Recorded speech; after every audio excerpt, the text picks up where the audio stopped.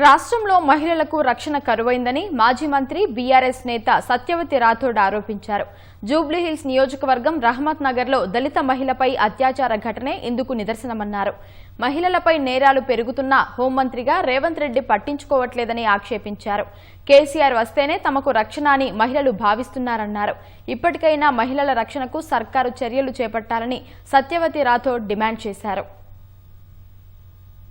ఈ ఒక్క సీటు గెలిస్తే చాలన్నట్టు మొత్తం అధికారాన్ని ఈరోజు ఈ ఎన్నికలు గెలవాలని చూస్తా ఉన్నారు. ఈ రాష్ట్రంలో మహిళలకు రక్షణ లేకుండా రక్షణ కరువైపోయింది.